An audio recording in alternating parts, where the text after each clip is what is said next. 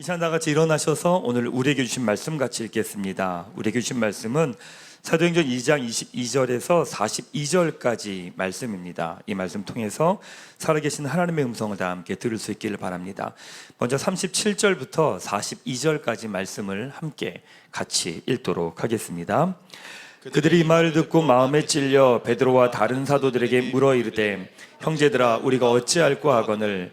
베드로가 이르되, 너희가 회개하여 각각 예수 그리스도의 이름으로 세례를 받고 죄사함을 받으라.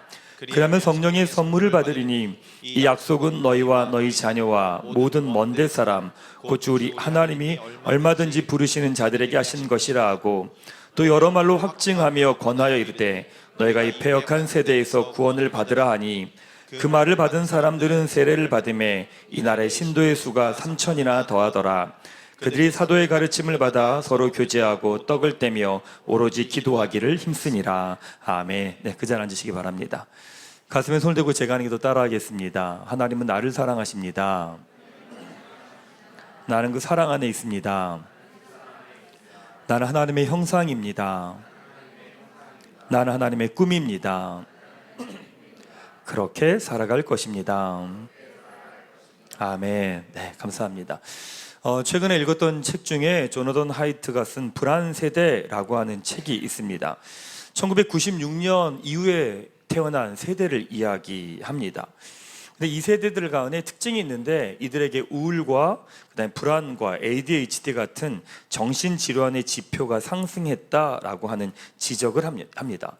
그래서 그 중심에 있는 것이 무엇이냐? 스마트폰이라고 이야기를 합니다. 우리 스마트폰과 SNS가 좋지 않다라고 하는 것들은 이미 알고 있죠.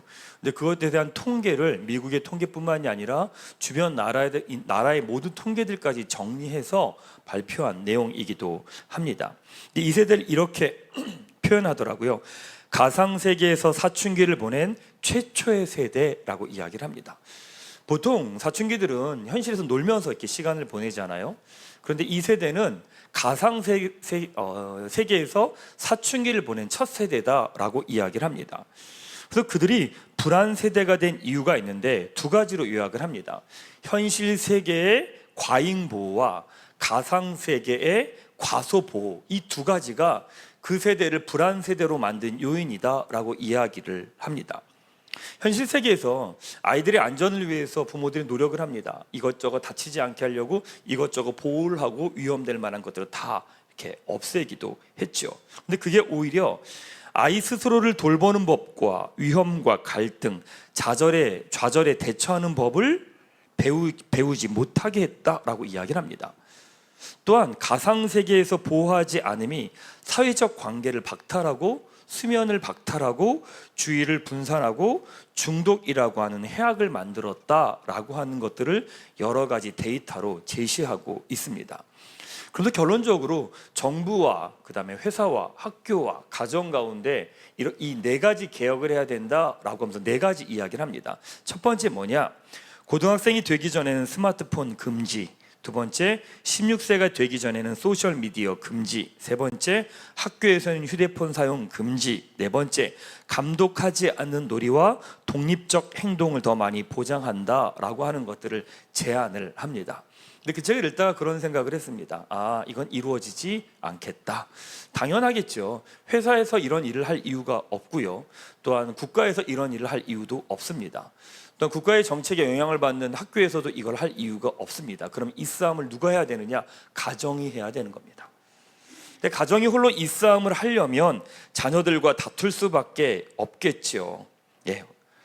이건 너무 당연한 일이기도 합니다. 놀랍지 않습니까? 스마트폰 하나가 세상과 사회를 완전히 바꿔 놓았습니다. 그러니까 아무렇지도 않게 아이가 10분, 20분 스마트폰 하는 게 뭐가 문제가 됩니까? 라고 이야기하겠지만, 이건 단순하게 스마트폰의 문제가 아니라 그 시대와 그 사회에 영향을 주는 문제다라고 하는 이야기를 합니다. 자, 오늘 말씀에서는 그럼 이 세상은 왜 이렇게 됐느냐라고 하는 것들을 보여줍니다. 그러니까 지금 세대에 나타나는 모습은 스마트폰으로 인해서 이런 모습이 나타났다. 그럼 지금 이 사회, 전반적으로 이 역사에서 나타난 이 사회의 문제는 어디에 있느냐라고 하는 것들을 오늘 성경에서 이야기해 줍니다. 사도행전 말씀을 같이 나누고 있죠. 예수 믿는 삶의 핵심은 무엇이냐? 성령님에 있습니다. 우리는 우리 힘으로 사는 게 아니라 우리 안에 계신 성령님으로 살아가는 삶입니다. 그래서 우리의 기도 제목이 뭐냐? 성령으로 충만케 하는 겁니다. 아침마다 여러분들이 기도하셔야 됩니다. 하나님, 오늘 하루도 성령으로 충만케 하여 주십시오 라고 기도하면서 사는 거죠. 근데 성령이 충만할 때 어떤 모습이 나타나느냐? 사도행전 2장 4절 말씀을 같이 한번 읽도록 하겠습니다. 시작. 그들이 다 성령의 충만함을 받고 성령이 말하게 하심을 따라 다른 언어들로 말하기를 시작하느니라. 성령 충만은 다른 게 아니라 우리 안에 계신 성령님이 나의 말을 통해 드러나는 거예요. 우리 안에 계신 성령님이 나의 행동을 통해 드러나는 거예요. 그러니까 성령 충만하다 그러면 막 사람이 뭐 갑자기 방언을 하고 예언을 하고 뭐 신비한 건 뭔가를 하는다, 그게 아니라 성령 충만은 내 안에 계신 성령님이 나의 말을 통해 드러나는 거죠. 그러니까 내가 지금까지 말하지 않았던 것들을 말하기 시작하는 거예요. 원래 나는 부정적이고 냉소적이고 비판적인 사람이에요. 어떤 일이 있을 때마다 비판하고 비난하고 정죄했어요. 근데 내 안에 계신 성령님을 따라 말을 하다 보니까 그것들을 향해 가능성을 이야기하고 기회를 이야기하고 축복을 이야기하고 격려하는 거예요. 그러니까 내가 지금까지 살아보지 않았던 나의 언어가 나오기 시작을 하는 겁니다. 그리고 어떤 일이 일어나요? 삶이 달라지기 시작하는 겁니다. 왜요? 내가 사는 것이 아니라 내 안에 그리스도가 살아가기 때문에 그렇습니다. 여러분, 우리는요, 예수님을 믿는 삶을 넘어서 예수님을 드러내는 삶이에요. 성령님을 믿는 삶을 넘어서 우리 안에 계신 성령님이 우리를 통해 드러나는 삶입니다. 사랑하는 여러분, 우리를 통해 예수님이 드러나는, 성령님이 드러나는 성령 충만한 인생이 되시기를 축원합니다. 전 사도행전 4번째입니다. 내 인생이 다르게 보일 때라고 하는 제목 가지고 말씀 같이 나누도록 하겠습니다. 제자들이 성령의 충만함을 받아서 각 나라의 언어로 하나님이 하신 큰 일을 이야기하기 시작합니다. 그때 베드로가 예수님에 대해서 선포합니다. 22절 말씀을 같이 한번 읽도록 하겠습니다. 시작.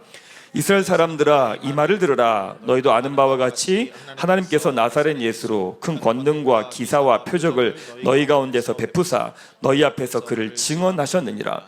아마 베드로의 설교를 들었던 사람들은 예수님이 하셨던 놀라운 일들을 다 알고 있었던 것 같습니다. 예수님이 하신 권능과 기사와 놀라운 표적들, 기적들, 이 모든 것들이 예수님이 그리스도고 메시아임을 보여준다라고 이야기합니다. 근데 그 결정적인 증거가 무엇이냐? 23절 4절 말씀입니다. 같이 한번 읽겠습니다. 시작. 그가 하나님께서 정하신 뜻과 미리 아신 대로 내준 바 되었거늘 너희가 법 없는 자들의 손을 빌려 못 박아 죽었으나 하나님께서 그를 사망의 고통에서 풀어 살리셨으니 이는 그가 사망에 매어 있을 수 없었습니다. 여러분 왜 예수님을 믿으십니까? 기적들, 놀라운 일들, 권능들, 그런 일들 때문에 예수님을 믿으십니까? 근데 그런 모든 일이 예수가 그리스도고 메시아임을 증언한다고 이야기합니다. 근데 그것보다 더 결정적으로 우리가 예수님을 믿는 이유가 무엇이냐? 바로 부활입니다. 성경에 보면 예수님께서 십자가에 죽으실 때 예수님의 죄명이 신성모독입니다. 그게 뭐냐면 내가 하나님의 아들이야, 내가 메시아야 라고 말한 예수님의 말에 대해서 유대인들이 저건 신성을 모독한 거야 라고 해서 예수님을 죽여버립니다. 근데 그 죽은 예수를 하나님께서 다시 살리시죠. 부활시키신 겁니다. 부활이 어떤 의미가 될까요? 예수님의 말이 맞다는 의미가 되는 겁니다. 아, 예수님이 하나님의 아들이고 내가 메시아다 라고 하는 말이 맞구나 라고 확인된 게 뭐냐면 부활 때문입니다. 여러분들 예수님을 믿는 이유가 뭐냐면 부활 때문입니다. 부활 때문에 예수님이 하신 일이 맞구나, 진짜구나, 예수님이 나의 죄를 대신해 죽은 거구나 라고 우리가 믿게 된 겁니다. 참 놀랍지 않습니까? 또 베드로가 이렇게 선포합니다. 32절에 이 예수를 하나님이 살리신지라 우리가 다 이 일의 증인이로다. 여러분, 기독교는요, 이 말도 안 되는 예수님의 십자가와 부활이라고 하는 것을 기초로 세워진 게 기독교입니다. 이 예수를 하나님이 살리신지라 우리가 다 이 일의 증인이로다. 베드로와 제자들이 증인이었어요. 그들이 증인이 누군가에게 증언해 준 거예요. 증언해주고 증언해줘서 지금 여러분들이 이 자리에 있는 거예요. 여러분 이 자리에서 여러분 혼자 생각해서 예수님 믿은 사람이 있어요? 없어요. 누군가가 이야기해 준 거예요. 누군가가 예수님이 나의 죄를 대신해서 죽으셨어 라고 누군가가 여러분에게 증인이 되어준 거예요. 증언을 해준 거예요. 그 증언이 이어져서 지금 이 자리에 와 있는 거죠. 그 사도행전의 관점으로 보면 우리는 사도행전 2장의 사건의 연장선상 안에 있습니다. 그래서 어떤 교회는 그 교회 표현을 액트 29, 사도행전 29장이라고 이야기를 해요. 타당한 이야기입니다. 사도행전에 있었던 그 사건이 이어져서 우리가 바로 이 자리에 있는 거니까. 복음은요, 조언이 아니에요. 충고가 아니에요. 복음은 뉴스고 소식이에요. 예를 들면 이런 거예요. 3층에 불이 났어요. 그럼 여러분 어떡할래요? 표정이 뻥 이럴 때, 자 3층에 불이 났어. 그럼 여러분 어떡할래요? 도망가야죠. 근데 갈 길이 없어. 근데 누가 이렇게 말해요. 이쪽 길이 안전하니까 이쪽으로 오세요 라고 할 거 아니에요. 그러면 그건 소식이에요. 이쪽 길로 가면 좋아요, 이게 아니에요. 이쪽 길로 가야 되는 거예요. 여기가 살 길이니까. 여러분, 복음은요, 조언이 아니에요. 복음은 이런 이야기예요. 여러분들은 여러분의 죄로 인해 하나님의 심판을 받게 돼 있습니다 라고 한 소식을 들었어요. 그 여러분 어떻게 해야 돼요? 살 길을 찾아야죠. 심판받지 않을 길을 찾아야죠. 그래서 세상 사람들은 노력하는 거예요. 돈이 있으면 되나? 착하게 살면 되나? 열심히 살면 되나? 힘과 능력이 있으면 되나? 막 열심히 사는 거예요. 근데 똑같은 거예요. 누군가 이야기해줘요. 아니, 당신의 심판에 대해서 예수님께서 대신 대가를 치르셔서 죄 심판의 대가를 받지 않아도 된대 라고 하는 소식을 들어요. 그럼 어떻게 해요? 그래? 그럼 이제 내 마음대로 살면 안 되는구나. 그럼 예수님 말한 대로 살아야 되는구나 라고 하면 그 길을 따라 살겠죠. 여러분, 3층에 불이 났어요. 그리고 이쪽 길로 가야 돼요 라고 말하는 건 지금 여러분의 생명을 결정해요. 그런데 하나님의 심판이 있어요. 근데 그 심판을 예수님 대신 치르셔서 심판을 받지 않아요 라고 하는 건 여러분의 영원을 결정해요. 지금만을 결정하는 게 아니라 여러분 끝까지, 죽음 이후의 삶까지 여러분의 인생을 결정해요. 베드로가 결정적인 이야기를 합니다. 36절 말씀 같이 한번 읽겠습니다. 시작. 그런즉 이스라엘 온 집은 확실히 알지니 너희가 십자가에 못 박은 이 예수를 하나님이 주와 그리스도가 되게 하셨느니라. 십자가에 죽으신 예수님을 하나님이 다시 살리셔서 예수님을 주 하나님이 되게 하시고 그리스도가 되게 하셨다라고 말합니다. 그런데 이렇게 말합니다. 예수님이 십자가에 못 박은 게 누구냐? 너희다라고 말합니다.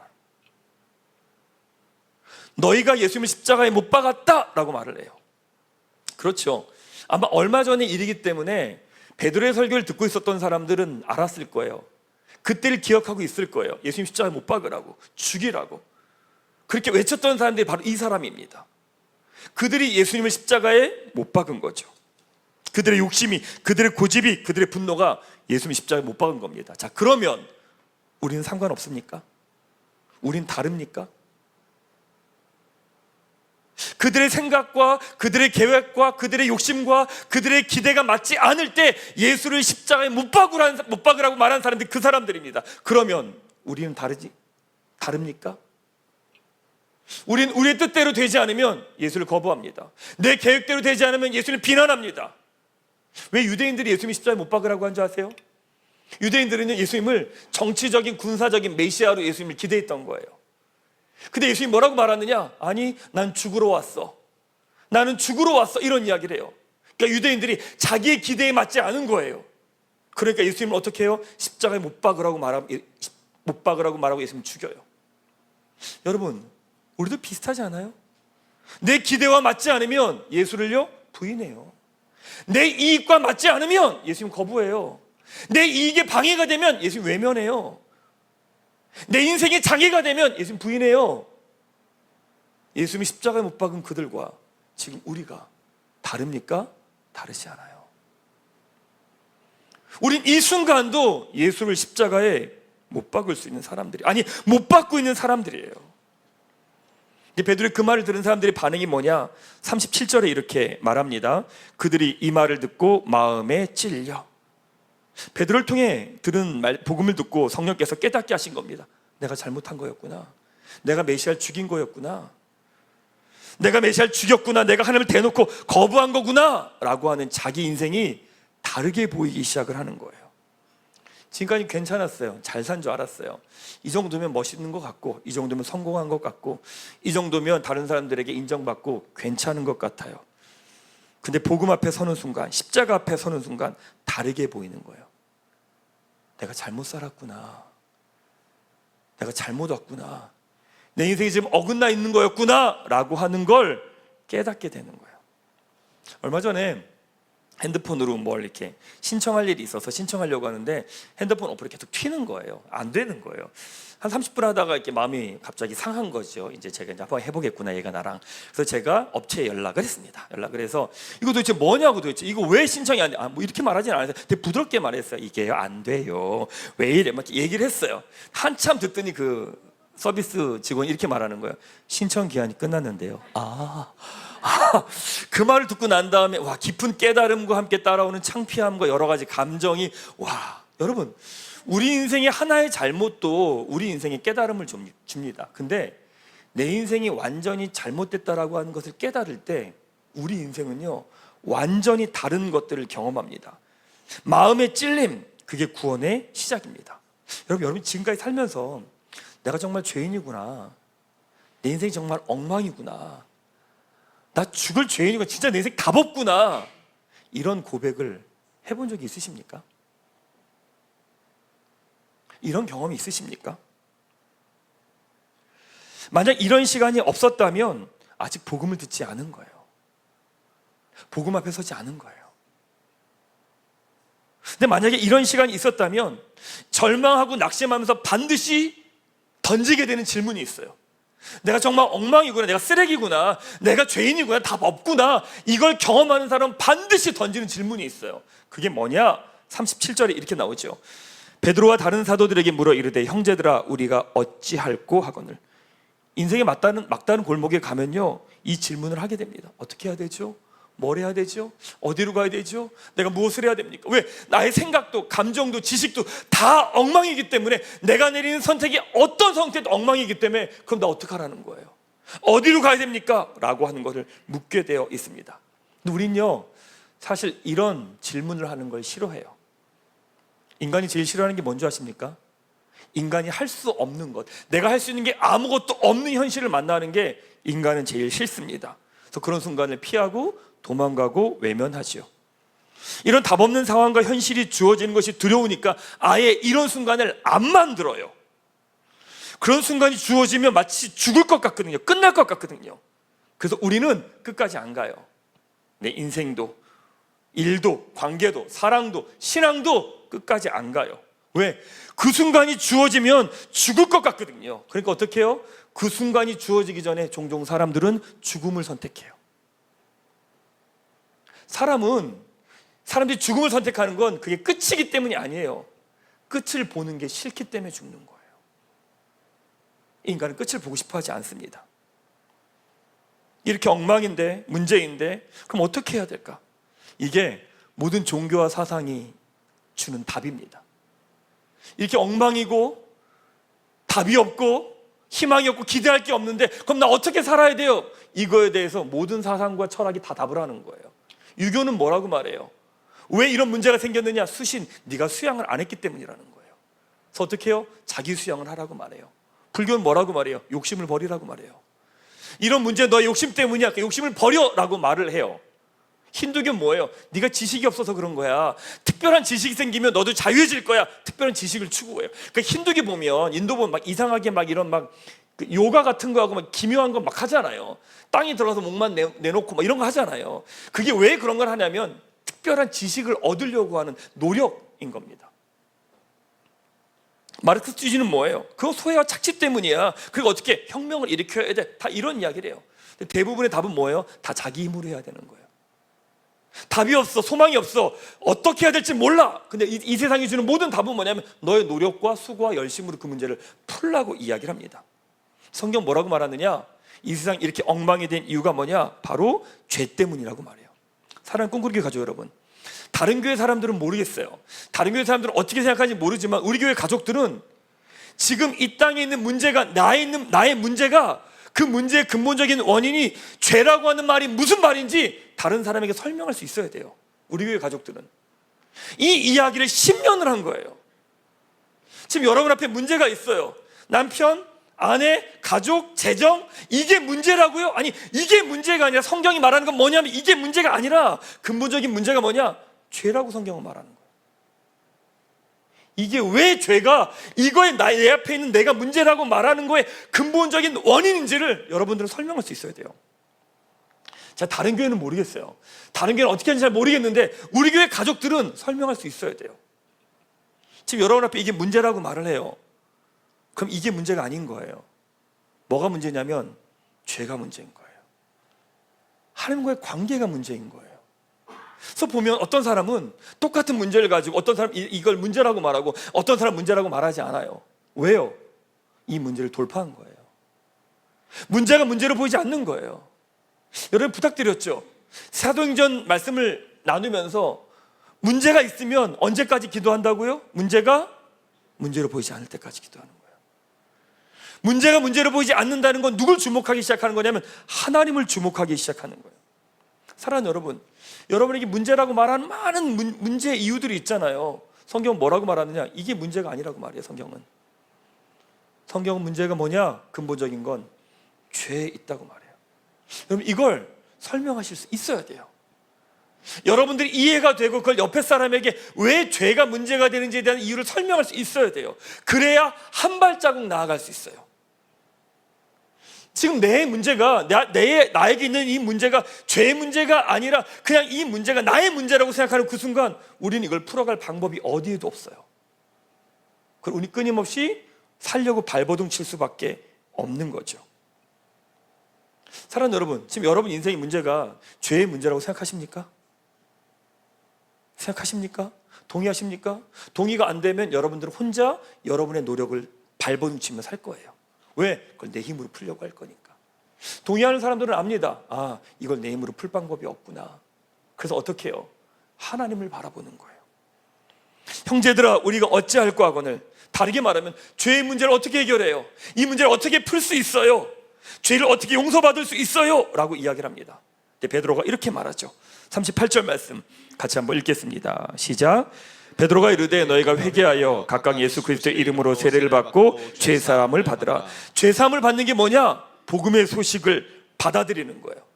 예수님께서 우리 죄를 대신해서 죽으셨다라고 하는 그 소식을 받아들이는 거예요. 그러니까 복음의 소식을 받아들이면 죄사함을 받는데 그 사람에게 나타나는 두 가지 모습이 있어요.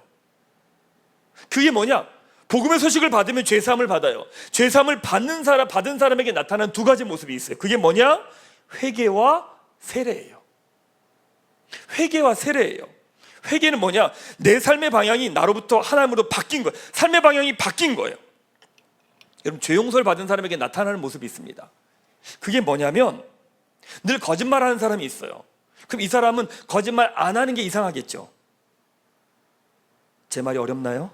다시, 늘 거짓말하는 사람이 있어요. 근데 이 사람이 거짓말을 안 해요. 그럼 안 하는 게 이상하겠죠? 그렇죠?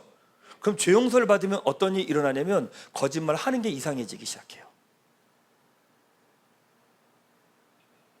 늘 다른 사람을 속이는 사람이 있어요. 그럼 이 사람은 속이지 않는 게 이상한 거야.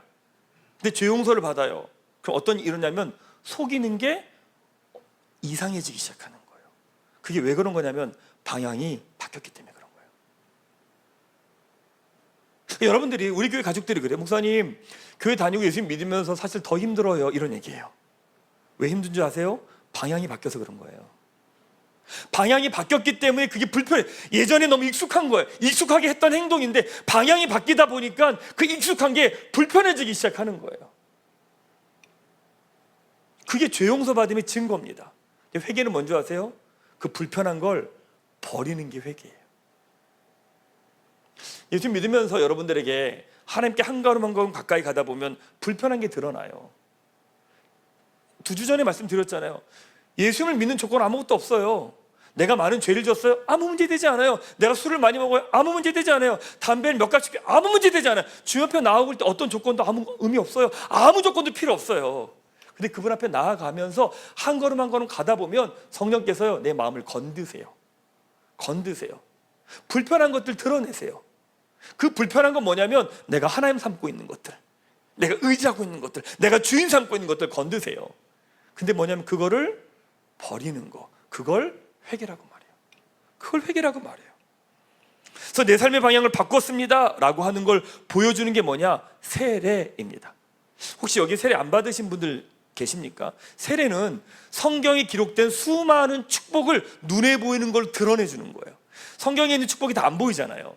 나의 죄가 용서받았다, 내가 하나님의 자녀가 되었다, 내가 하나님의 사람이 되었다, 하나님께서 날 택하셨다, 아무것도 안 보이잖아요.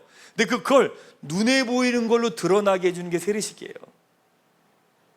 세례식 보면 사람의 목회자가 그 사람 머리에 이렇게 손을 얹잖아요. 이게 어떤 의미냐면 내가 널 지명했다는 거예요. 그러니까 하나님이 지명한 걸 상징적으로 보여주는 거예요. 그 다음에 성수를 이렇게 뿌리잖아요. 머리 이렇게 흘러내리잖아요. 이게 뭐냐면 너의 죄가 용서받았다라는 것들을 보여주는 거예요. 네.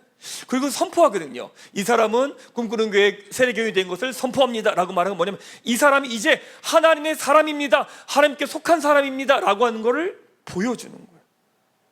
그리고 사람들이, 교회 가족들이 와서 막 선물 주잖아요. 선물 줘요. 네. 그건 뭐냐면 이제 우리가 한 공동체입니다 라고 하는 걸 보여주는 거예요.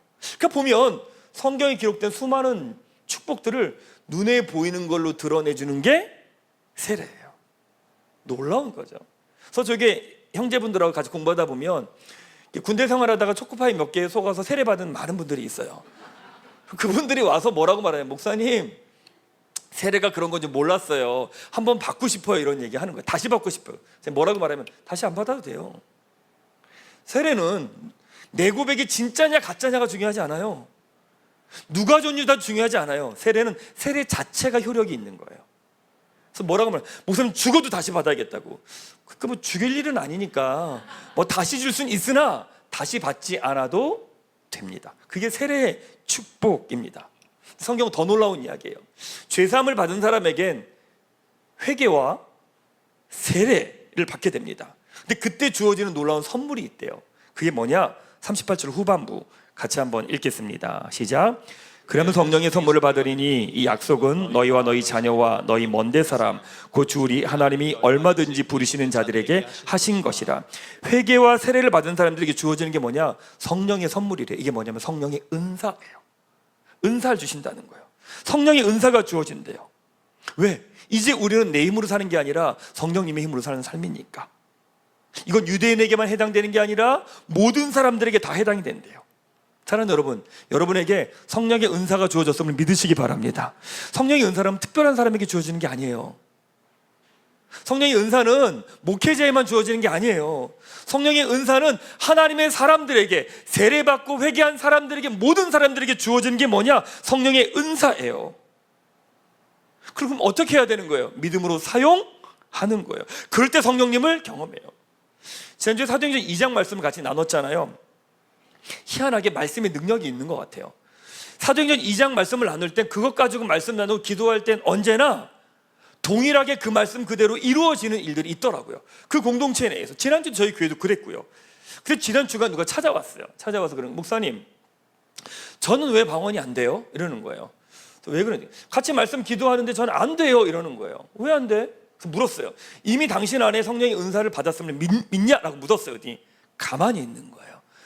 당신 안에 이미 성령의 은사가 있음을 믿으시기 바랍니다. 믿는데요. 그럼 시작하면 돼요. 시작하면 됩니다. 자, 하나 둘 셋 하면 시작합시다. 알았죠? 자, 하나 둘 셋 그리고 하는 거예요. 이 불신의 눈빛은 뭐지? 이 불신의 눈빛은 뭘까? 이걸 어떻게 해야 되지? 그냥 나와요. 왜? 주어진 거니까. 주어진 걸 믿음으로 사용하면 되는 거예요.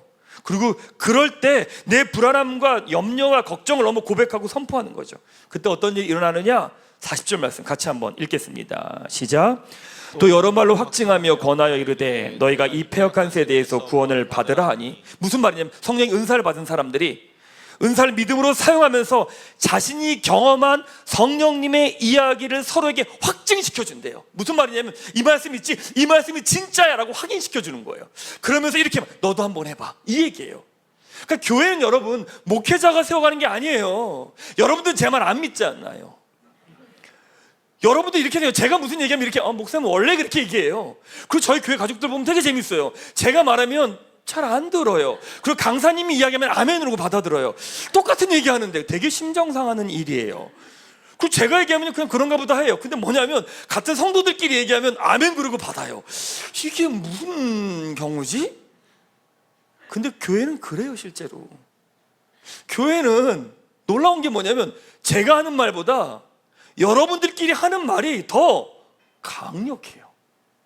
교회는 이런 거예요. 교회는 하나님의 하신 일을 경험한 사람이 이 말씀 진짜다, 진짜야 라고 확증해 주는 거예요. 그리고 뭐라고 말하면 너도 해봐, 이거예요. 너도 해봐, 이 말씀 그대로 이루어진다, 너도 해봐. 그러면서 공동체가 함께 그 길을 걸어간, 그게 교회예요.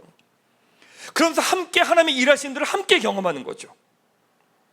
돌아보면 한 사람이 믿음의 길을 걸어가는 건 자기의 결심과 결단보다는 옆에 사람들 때문이에요. GTX 하시는 분들 자기의 의지로 했어요? 이분들 다 끌려오신 분들이에요. 이건 내가 왜 여기 있죠? 이런 분위기예요. 이거 내가 해도 되나? 이런 생각하다가 옆에 해도 돼, 괜찮아, 해봐, 문제 되지 않아. 이러면서 여기까지 온 거예요. 권사님, 그쵸? 네. 이제 은권사님이 GTS를 예전에 GTS 할 때 최고령은 우리 권사님이셨는데 은권사님께서 이제 지금 GTS 하심으로 나이가 많아서 GTS 못하겠다는 말은 할 수 없게 된 상황이 돼버렸습니다. 이제 그냥 할 수밖에 없는 상황이 된 거예요. 돌아보면 우리 신앙이 대부분 뭐냐면 우리 결단이든가요? 그렇지 않아요. 누군가가 끌어주는 거예요. 이거 진짜다, 이 말씀 그대로 됐어, 너도 같이 하자 라고 하면서 이 믿음의 길들을 걸어가는 거예요. 그래서 초대교회 어떤 모습이 나타나느냐, 41절에 이렇게 나오죠.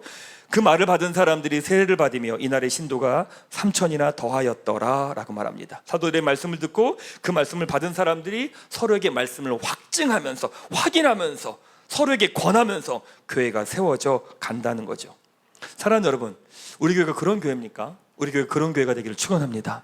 하나님의 말씀을 경험하고 그 말씀을 확증하고 그 말씀을 권하면서 함께 믿음의 길을 걸어가는 교회, 우리 꿈꾸는 교회가 그런 교회로 세워지게 되기를 주님의 이름으로 축원합니다.